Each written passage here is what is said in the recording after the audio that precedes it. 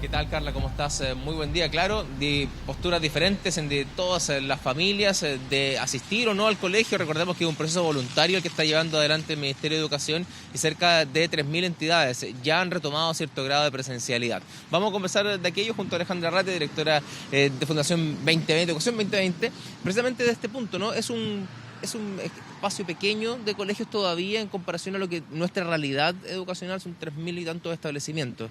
¿Te parece que todavía es una muestra muy pequeña para poder sacar conclusiones? Sí, mira, es una muestra pequeña, vamos avanzando de a poco. Mira, es el 37% de los colegios que podrían haber retornado a clases. Más bien que podrían abrir sus establecimientos para que algunos estudiantes retornen, porque hay que recordar que en base a los planes que se hicieron a principio de año desde el Ministerio de Educación, que los mismos establecimientos hicieron y entregaron al Ministerio, había un 40% de establecimientos que podía tener a sus niños todos los días, ya sea porque, había un 20% de esos que son colegios chiquititos, colegios rurales, que tienen una matrícula más pequeña y por lo tanto pueden cumplir con el aforo. Y un otro 20% que tenía que hacer sistema de turnos de los niños, ¿no? Pero lo que a nosotros nos parece que es importante es que ayudemos entre todos a que puedan retornar en la medida que vayan pudiendo por las medidas sanitarias. Creo que eso es un punto fundamental y la verdad nosotros somos parte del Consejo Asesor que convocó el Ministerio de Educación y no hay dos voces en eso. Todos estamos de acuerdo y concordamos en... Yo diría que hay dos grandes elementos que son consensuales totalmente. Primero, en que todos valoramos la presencialidad. Todos estamos seguros que el rol que tiene las clases presenciales, el espacio de interacción, el construir comunidad que se da en la escuela es irreemplazable. Pero asimismo, en que lo primordial aquí es velar por las condiciones sanitarias. Entonces hay que ir velando porque en la medida que estén las condiciones sanitarias hay que ir generando espacios de retorno. Ahora, hay un tema que nos preocupa y que nos parece que es importante, en el cual es importante llamar la atención, que es que cuando uno mira el porcentaje de establecimientos que han abierto y que están dispuestos, que en el fondo tienen sistemas para recibir a sus estudiantes, puede ver que hay una relación muy, muy fuerte con la dependencia. O sea, cuando uno mira los colegios particulares pagados, se puede ver que de los que podían abrir, han abierto el 73% de los establecimientos, el 73%, o sea, 7 de cada 10 es un porcentaje alto. Cuando uno ve los particulares subvencionados, eso baja y es el 56%. Pero cuando uno ve en el sistema público, es un porcentaje mucho menor. Ahora, se da algo interesante, cuando uno mira en el sistema público, solamente los municipalizados, uno ve que hay un 15% de establecimientos, o sea, un 15%, o sea, casi 1,5 de cada 10. Pero cuando uno mira los que tienen servicios locales de educación, hay que recordar que Chile está en un proceso de desmunicipalización y que tenemos ya 11 servicios locales de educación funcionando, los que han abierto son el 37%, o sea, casi 4 de cada 10, lo cual nos da, refuerza una vez más, ¿no? Esto es algo que está ampliamente estudiado en Chile y que tiene amplio consenso. De hecho, es una ley que se aprobó en el Congreso, ¿no? El año 2017.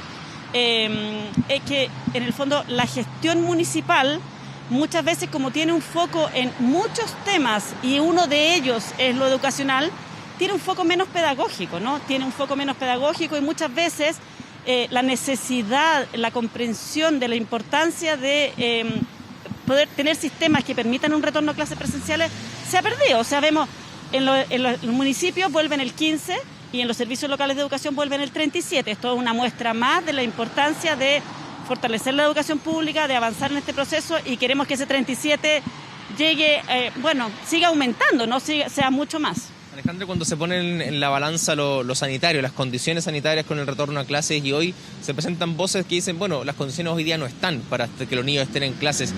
¿Qué tan cierto es eso?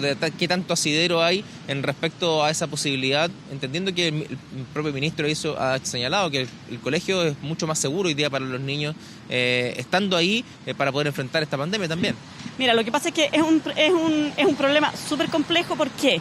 Porque son dos escenarios, que los dos escenarios tienen riesgos y tienen desventajas, tienen costos muy altos y tienen en el fondo también beneficios por otro lado. Entonces hay que ponderar. Lo que la evidencia muestra en el mundo en realidad es que si es que los establecimientos educacionales cumplen los protocolos y en el fondo tienen los apoyos necesarios para cumplir con las medidas sanitarias, la escuela puede ser un lugar seguro. El punto es que tienen que tenerse esos espacios, hay que seguir los protocolos. Y yo creo que también a nivel societal tenemos que todos nosotros dejar de entender que porque un establecimiento que ha retornado a clases presenciales, que tiene espacios de clases presenciales, si es que ellos identifican un caso y ese caso tiene que suspender, tenemos que suspender clases en un grupo, etcétera, eso no es un fracaso. En el contexto de pandemia, y esto en el mundo es así, vamos a tener que acostumbrarnos a que tenemos que convivir de alguna manera con el virus. Y eso implica que las escuelas tienen que poder... esto no es un sistema que va a ser como se abren y se abren para siempre o se cierran y se cierran hasta que no tengamos el virus. Se van a ir abriendo y cerrando, es un sistema más dinámico y fluido. Ahora, eso requiere de modo fundamental y nosotros desde Educación 2020 lo hemos señalado hace tiempo, el Consejo también lo planteó. Nosotros tuvimos un espacio de trabajo en UNICEF y América Solidaria con distintos actores y todos levantaron, esto requiere tener sistemas de confianza, sistemas súper transparentes de que las familias conozcan también, bueno, ¿qué pasa si mi hijo se queda en la casa? ¿Qué es lo que pasa con mi hijo? ¿Por qué es importante que mis hijos vayan a la escuela? Y eso tiene que ver, ojo, a veces vemos o pensamos que esto tiene que ver solamente con los temas como de, no sé, de aprendizajes, entre comillas, duros, ¿no? Pero tiene mucho que ver con el espacio de contención, que es la escuela, el espacio de socialización. Nosotros lanzamos ayer desde Educación 2020, con el apoyo de la Embajada de Estados Unidos, lo tengo que agradecer además, una campaña que se llama Emociones Primero, porque los niños están viviendo el proceso. El encierro tiene costos muy altos sobre la salud mental de los niños, entonces es muy importante que apoyemos, que los podemos contener, que tengamos cuidado con los adultos que están en la escuela y cómo los adultos velan por relaciones sanas, ¿no?, al interior de los establecimientos educacionales. Alejandra, gracias por acompañarnos estos minutos con este tema, ¿no?, que ha generado diferentes posturas, opiniones, donde ya se han detectado, por ejemplo, 50 casos positivos en colegios que ha determinado que a 30 establecimientos hayan tenido que tomar determinaciones de suspensión parcial o total, dependiendo del rol que tiene la persona contagiada, pero que se ha vuelto a retomar en otros casos cuando ya han pasado estos 15 días de cuarentena.